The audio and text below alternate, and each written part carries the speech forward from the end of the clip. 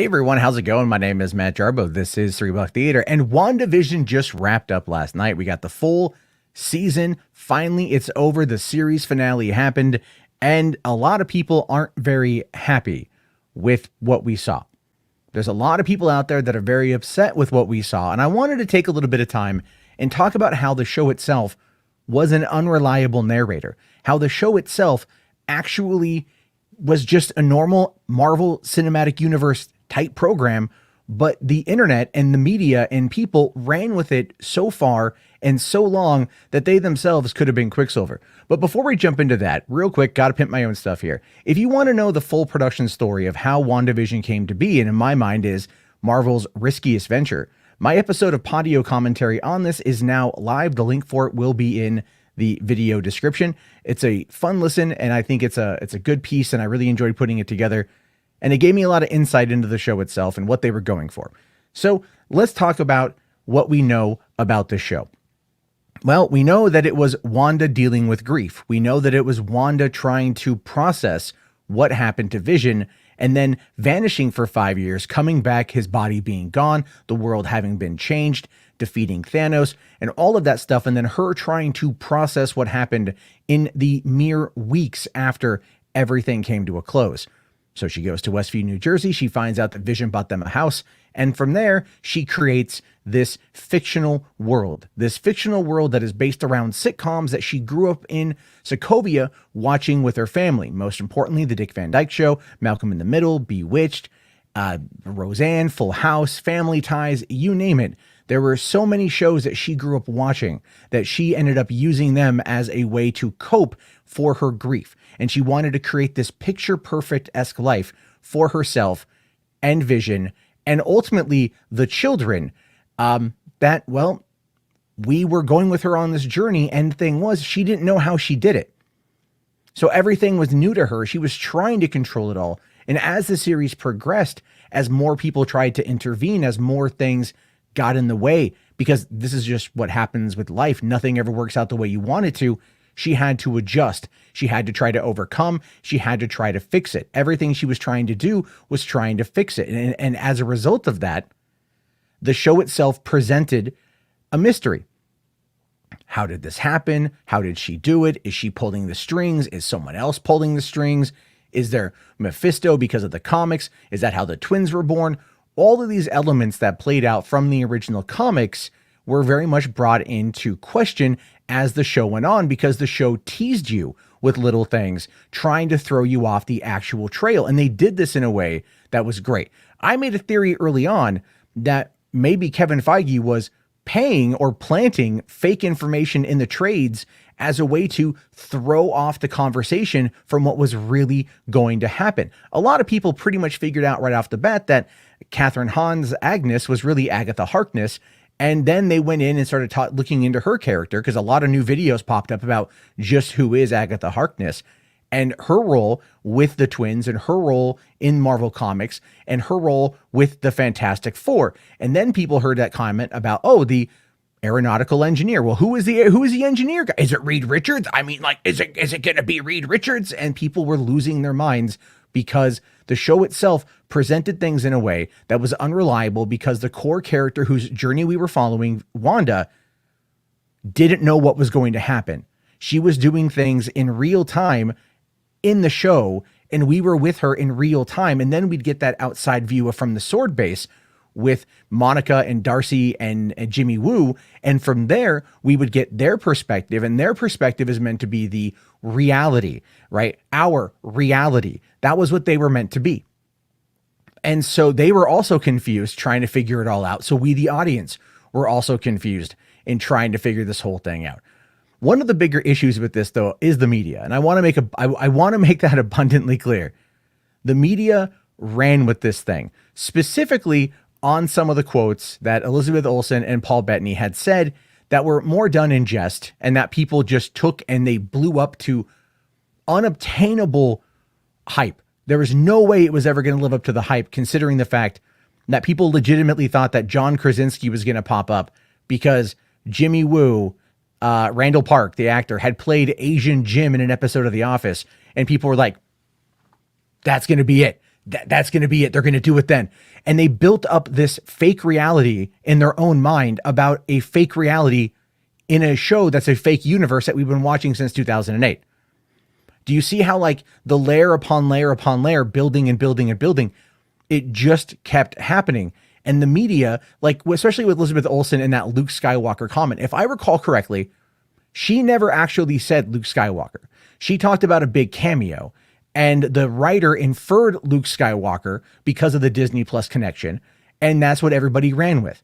Now, they later did try to walk that back. The director did try to walk that back a little bit. Paul Bettany himself made that comment about how he was going to be working with someone who he'd always wanted to work with, and they had excellent chemistry in the scenes they had together. Real fireworks, if I recall. I'm paraphrasing the quote, but it was very similar to that. And he admitted last week that he was trolling people. And by this point, because when we found out that it was White Vision, you're like, oh yeah, he's talking about himself.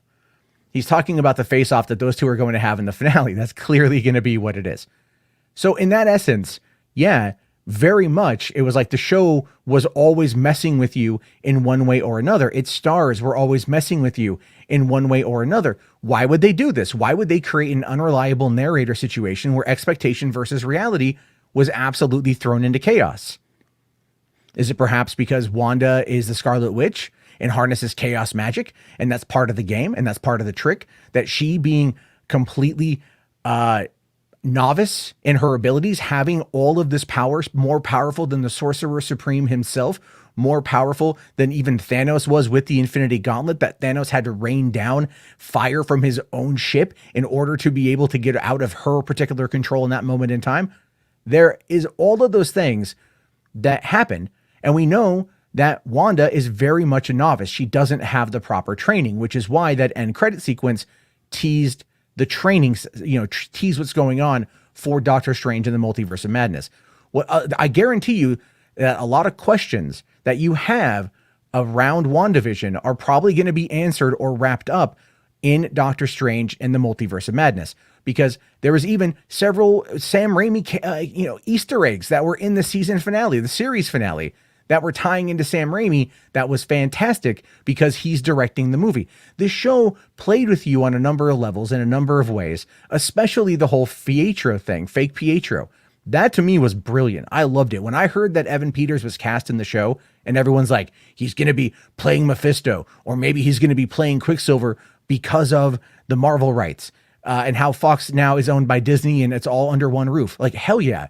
And then they did it, but then they faked you out. Right. And then everyone was mad. And then even last night in the finale, they faked you out again because he had the powers again. Like, oh my God, is it really Pietro? No, it's Ralph Boner. Or Bonner, really. And that angered people because they messed with you.